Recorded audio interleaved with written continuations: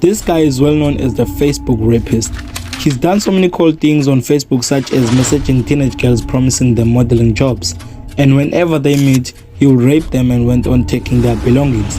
When he got arrested, he faked his death by setting his cell on fire, and since 2022 we thought he was dead, but not too long ago he was spotted shopping at Sentin with his wife, which has been rumored that she is the one who helped him with the escape.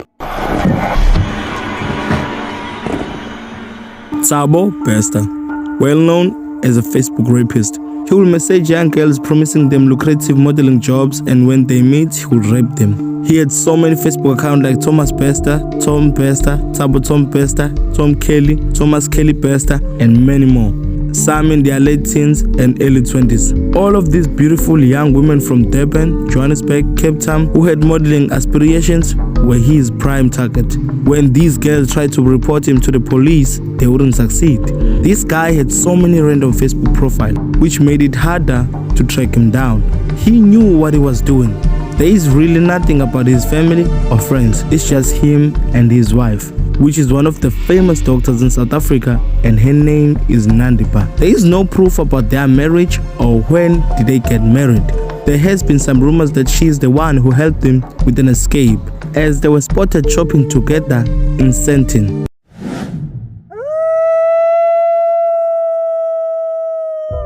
Back in September 2011, he met a girl goes by the name of Nomfundo Tulu.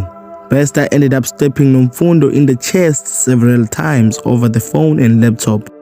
Nomfundo was a car saleswoman who sold Bester BMW in 2011. They exchanged numbers on the first sight and later ended up dating this Facebook rapist. By March, we had formed an intimate relationship with each other. Despite my living in Durban and she is located in Johannesburg. Those are Bester's words explaining that he was located in Durban and Nomfundo was located in Johannesburg. Bester and Nomfundo communicated daily via phone and SMS. In September 2011, Nomfundo called him to say she had a new job and she would be free until she started a new job until the 28th of that month. In consequence of this, I booked a flight for her to Durban on September 16. And on the 19th, we decided to fly to Cape Town where we booked into a hotel. On September 21, they moved from the hotel to the Ocean Breeze B&B Villas at the Sunset Beach, where they shared a room. In his statement, Bester said that they argued about one of his former girlfriends that night and later went to sleep. I think he referred to Dr. Nandipha when he said his former girlfriend, because Nandipha once mentioned that he knew him from primary school. Again, I'm not sure about Nandipha. She has been lying about Bester's so many times. She was under the impression that I wanted a permanent relationship with her. At about 2 a.m. September 22, I woke up and went to the kitchen where I decided to take a knife.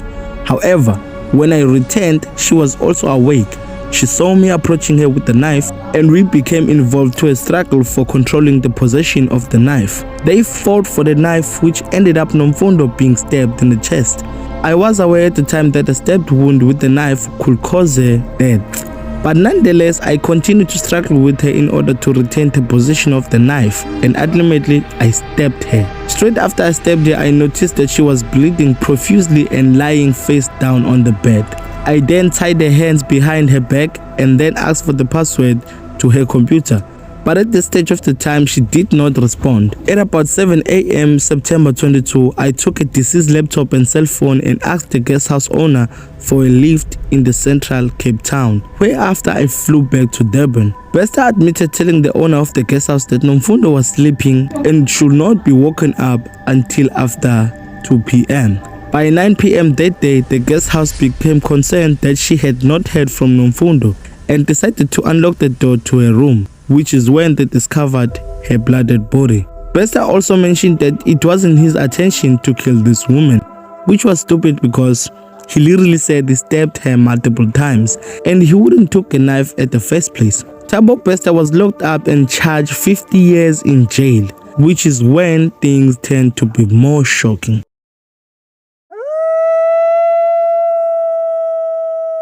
Bester ran a multi-million rand scam while serving a life sentence for rape and murder. He posed as the chairperson of 21st Century Media, a scam event of a production company, which made it look like a subsidiary of 21st Century Fox. 21st Century Media became a subject of a social media storm in 2018 for promoting women in media.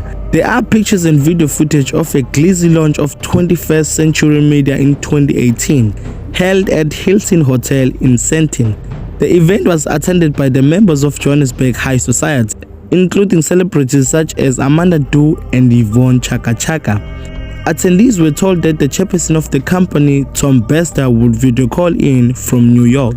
But unbeknown to the audience, the man appearing on a big screen was Thabo Bester speaking from prison. You can tell that he spent a lot of time planning out the scam. It turned out to be really successful because nobody noticed anything fishy about this event.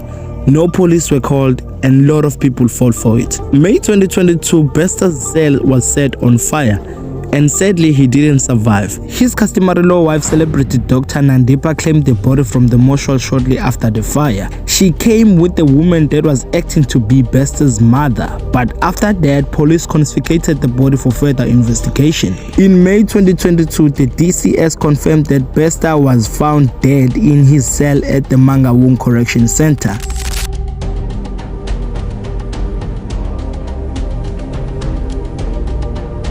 Bester was apparently spotted at the supermarket in Sandton shopping with his wife, just 2 months after he supposedly burned to death in his prison cell. The Department of Correction Service said on Friday that the investigations surrounding Bester's death were still ongoing. However, they confirmed that the body that was found on Bester's cell is not his. The female that was claiming to be Bester's mother did not match with the body DNA. His wife Nandipha tried to say that the media got everything wrong, that was a different person, but I personally think that that is the same person. Right now as we speak, SAPS is working on his case again.